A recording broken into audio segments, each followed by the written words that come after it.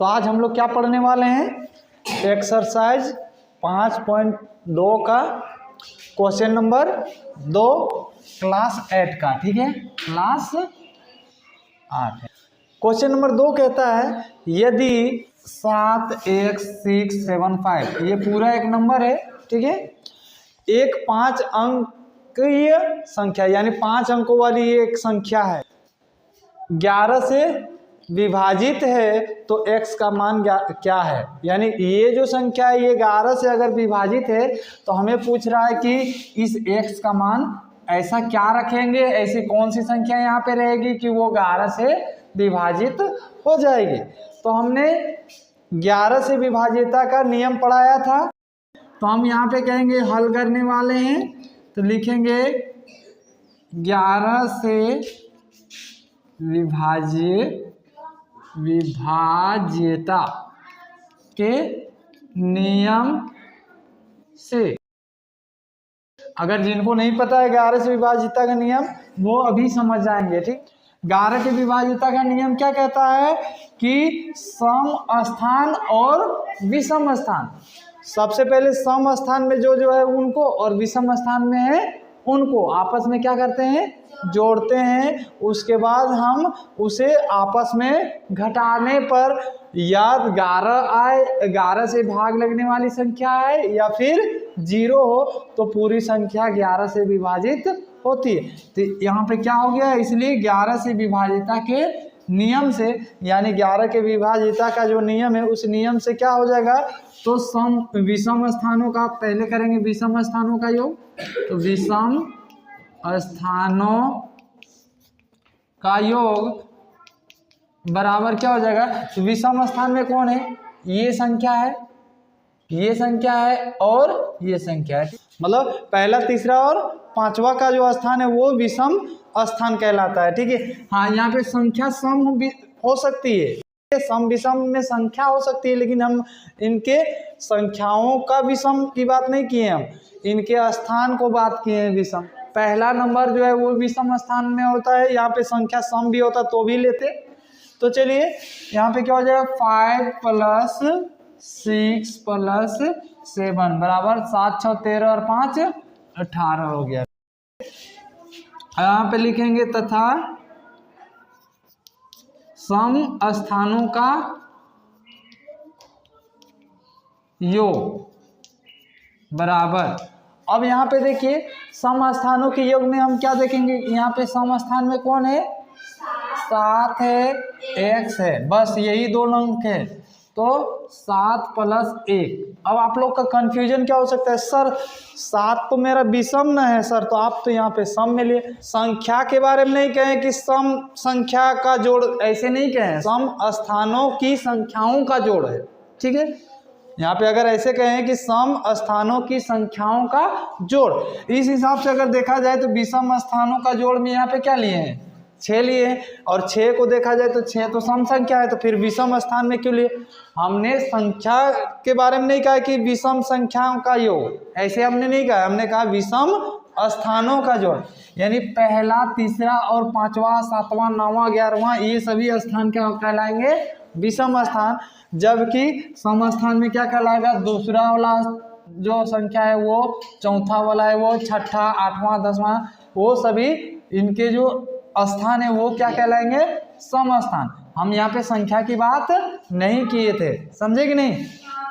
तो इस प्रकार से क्या हो जाएगा, तो इनका अंतर करते हैं तो क्या होता है, तब क्या हो जाएगा, तब अंतर बराबर क्या हो जाएगा, तो हम लोग 18 में से क्या घटाएंगे, 7 + x को घटाएंगे। यहाँ पे ब्रैकेट इसलिए किए क्योंकि ये दोनों एक ही नंबर है, समझ रहे हैं। तो क्या हो जाएगा, 18 में प्लस माइनस -7 और प्लस गुने माइनस 1, तो 18 में से 7 घटाएंगे क्या बचेगा, 11 बचेगा। यहाँ पे समझ में आया है कि नहीं, सबसे पहले ही वो बताइए कि यहाँ पे माइनस कैसे आया, फिर यहाँ पे माइनस कैसे आया, समझिए ना कैसे, क्योंकि माइनस और प्लस को ब्रैकेट तोड़ना है ना, तो माइनस गुने प्लस माइनस, और माइनस गुने प्लस माइनस, क्योंकि दोनों को ब्रैकेट तोड़ने में दोनों का चिन्ह के साथ गुना हो गया। अब यहाँ पे बच गया 18 में से 7 घटाए 11 बचा माइनस एक्स। अब क्या हो जाएगा, तो 11 में से x घटाएंगे, x का मान क्या रखेंगे कि क्या हमारा चाहिए, हमने क्या नियम में बतलाया था 11 के नियम में कि उनके सम स्थानों और विषम स्थानों को घटाने पर या तो 0 आए या 11 से भाग लगने वाली संख्या आएगी। तो क्या हो जाएगा, वो ये उसकी पूरी संख्या जो है वो 11 से भाग लगेगी। अब देखिए यहाँ पे अगर हम 11 का 11 रख लेते हैं, 11 है 11 रखिए माइनस, अगर x का मान के चलिए, अभी आप लोग को समझाने के लिए बता रहे हैं, ठीक है, इसका रियल मान आप लोग खुद जान जाइए। अगर 1 रखते हैं तो क्या आता है, x का मान क्या मान के चल रहे हैं 1, तो क्या आएगा, घटाएंगे तो 10 बचेगा। अब 10 जो है वो क्या है, या तो 0 आना चाहिए था या 11 से भाग लगने वाला संख्या आना चाहिए था। तो 11 से भाग लगने वाला संख्या है क्या 10, इसका मतलब x का मान 1 नहीं होगा, समझे। तो इसी तरह से हम x का मान 2 रख करके देख लेते हैं, ठीक है, बारी बारी चलेंगे ना जी। तो क्या हो जाएगा, 11 में से 2 घटाएंगे क्या बचा 9, तो ये 0 तो नहीं आया, कोई दिक्कत नहीं है, तो 0 नहीं आया तो 11 से भाग लगने वाला संख्या प्राप्त होना चाहिए, तो क्या प्राप्त हुआ, नहीं हुआ, तो यानी x का मान 2 भी नहीं हो सकता है।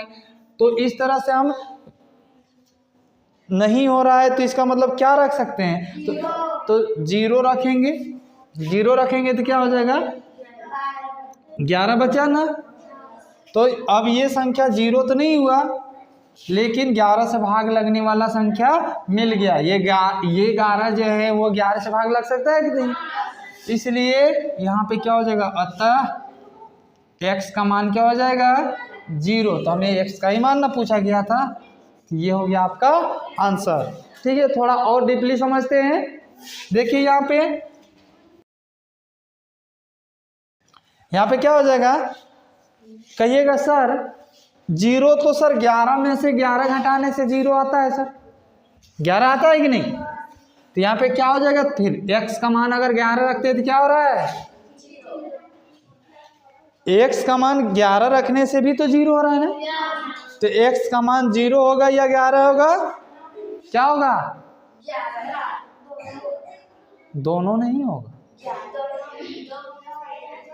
दोनों में से एक होगा। इसमें कल वाला जो पहला क्वेश्चन पढ़े थे उसमें 2 संख्याएं हो रही थी, 0 भी हो रहा था और 9 भी हो रहा था, ठीक है, लेकिन इसमें दोनों संख्याएं नहीं होंगी, क्योंकि सर 0 तो आया सर, तो 0 से आया तो ये पूरा संख्या, इसका मतलब भाग लगेगा ना सर, तो फिर 11 क्यों नहीं हो रहा है, या 0 होगा, 0 तो हमने ला करके आंसर दिखा दिया, लेकिन 11 भी हो रहा था, तो 11 आखिर क्यों नहीं हो रहा है, क्योंकि x के कितना है, एक ना संख्या है जी, एक अंक का ना संख्या x होगा, और यहाँ पे एक अंक का संख्या क्या है x, यहाँ पे 11 एक अंक का संख्या है, तो इसी कारण से 11 नहीं होगा x का मान, केवल और केवल 0 होगा। तो इसलिए यहाँ पे 0 का क्या रख लेंगे, 0 ही रख लेंगे, ठीक है, समझे कि नहीं, अच्छे समझ में आया ना।